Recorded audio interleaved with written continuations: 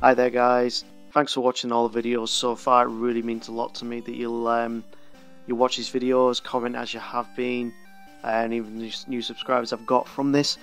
Considering we're 10 Pokemon through this challenge now, I thought it'd be a good time to try and rank where they actually are in terms of how difficult they were to play, what time they actually finished on, what level they finished on, and even just how enjoyable they actually were to play as.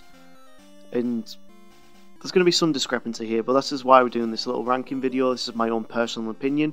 You may differ with your own opinions of doing a solo run with some of these on Gen 1, but this was my opinion and I hope you appreciate that. So if we go in order of how we actually did these videos, the very first one that actually came out was Blastoise. And Blastoise was a beast. It finished the game in arguably the fastest time that we've done so far. So it definitely deserves a higher tier so far. I don't think it's rank A, because the level we actually finished at was level 65, which isn't the best that I would consider for these runs, but it was really good. It was fun to play as, and we did finish it at 5 hours and 7 minutes. But because of the amount of levels that we actually need to do it, I am going to stick Blastoise in the B tier. And it's not just for that he wasn't like fun, he does get a hell of a good moveset, leveling up, TMs and such. So it was quite a comfortable run, I would say, hence why it was finished so quickly, and arguably yes, 5 hours and 7 minutes is our quickest time so far out of these 10. So yeah, I think the B tier is more appropriate right now. Next up was Bulbasaur, number 1 in the Pokédex and Gen 1 starter. And annoyingly, as much as I enjoyed playing as Bulbasaur, its timing was awful. It finished at a rank, like, its time of finish was 9 hours and 51 minutes in-game time, which was dreadful. But considering these are like the first, that's the first evolution starter I've done, I'm not surprised that it did take me longer than, say, Blastoise is a 3rd tier evolution. It did finish the game at level 78, so as much as I like Bulbasaur, I don't think we can rank it any higher than E tier. If it had finished the game quicker, if it had done it at a lower level, then there's no reason why Bulbasaur couldn't have been higher tier for this. Next up was Mr. Mime, and honestly I did not expect this one to do as well as it did. Mr. Mime finished the game in 5 hours and 20 in-game minutes at a level of 66. Now considering Blastoise was only that bit quicker, with only 1 level less, it's obvious Mr. Mime has to go in the B tier as well. I mean, it gets a great move pool, it gets great moves leveling up. It did a hell of a lot better in the Elite Four than I thought it would, and it didn't struggle too much with the gyms. So yeah, I think B tier is quite appropriate for Mr. Mime. Next up is Sandslash, and as much as this is one of my favourite Gen 1 Pokemon, Sandslash did not fare very well. You would have thought with the ground typing and the moveset that it gets Dig quite early on just after Misty, it did horribly, as much as it was fun to play with. It finished the game at 8 hours and 1 in-game minute, so a bit better than Bulbasaur, but considering it's a 2nd tier evolution, there's no excuse for that. It finished the game at level 71 as well, but because it did just that bit better than Bulbasaur, annoyingly, it's going to be going in that E tier. And that really annoys me, because Sandslash is one of my favourite Gen 1 Pokemon. So it really pains me to put it this low down, but hey, this is the ranking list. Next up we have Pinsir.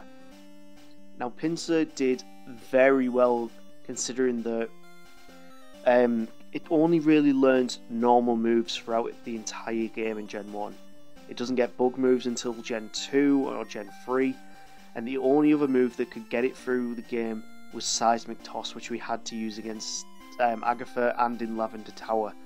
Now, considering those restrictions it had on it, Pinsir finished the game at 6 hours 56 minutes and at level 63, which is insane. Now, considering Blastoise did it quicker and at level 65, I think Pinsir belongs on this B tier. Not as good as Mr. Mime, but considering it's 2 hours, near enough 2 hours less than Blastoise, I would say it's quite fitting that it goes on the B tier, considering how surprisingly well it did. Next up is Kangaskhan. Now if you watch the video, I was very impressed with how well Kangaskhan did. But the end time didn't reflect that too well. Its end time was 6 hours and 50 minutes. So 6 minutes better than than Pinsir, but it had to do it at level 70.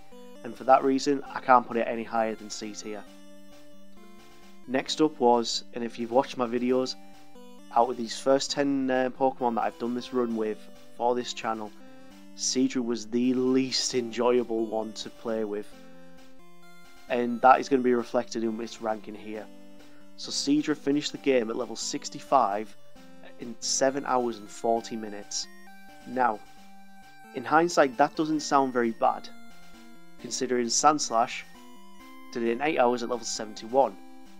But using Seadra was a nightmare. I'm so surprised that I actually got it with the timing that I did.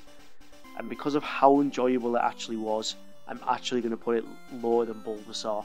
These are my own personal rankings, and that enjoyability of play definitely does play a big factor for me.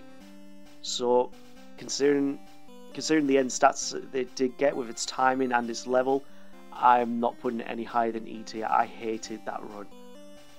Next up was Krabby, and it did slightly better than Bulbasaur in time, and did way better than Bulbasaur in terms of its level. Now, considering Pinsir did the run an hour better, and Bulbasaur did it around about an hour worse, I'm going to put Krabby just between Sandslash and with Bulbasaur.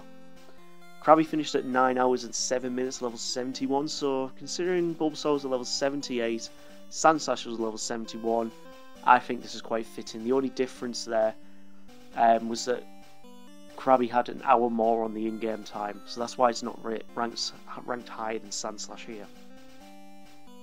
Ninth up we have Snorlax, the big boy itself. Now Snorlax was a beast, but you're probably going to be quite surprised with its ranking here.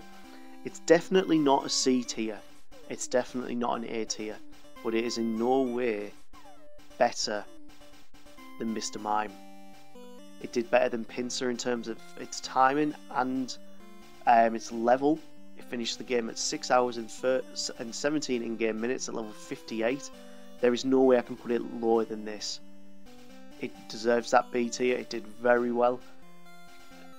And it moves on to our very last Pokemon in the run, which was Arcanine. Now, if you've watched that video, you'll see how impressed I was with Arcanine. You can understand why it's a pseudo-legendary. It finished the game at level 55 with 6 hours and 24 in-game minutes. Better than Snorlax in terms of level by 3, and finished it in 7 less minutes. But because of how surprised I was of how well it did, I think it deserves that B tier above Snorlax, just for the fact it did it with 3 less levels and with the limited moveset that it does. I mean, you can't get Flamethrower on Growlithe. You can't get Flamethrower on Arcanine unless you've evolved it from a Growlithe, and considering I started with an Arcanine, I never got that Flamethrower.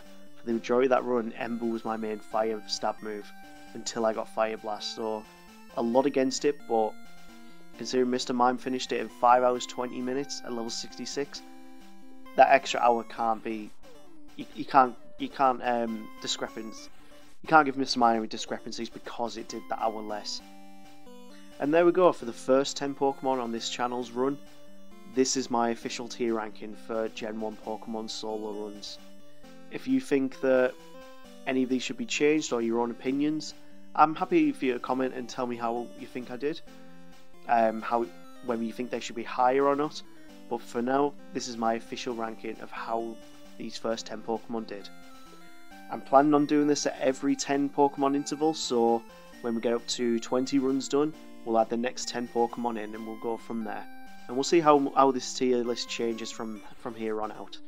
I'm very surprised though that so far no Pokemon has got into that A or S tier. I mean, you'll probably guess that the likes of Mewtwo might get in that S tier. It's very well known for doing the solo run extremely quickly. But for now, this is our official tier ranking. If you want to like and subscribe to the video, please do, and we'll see you next time on the next video. Take care now.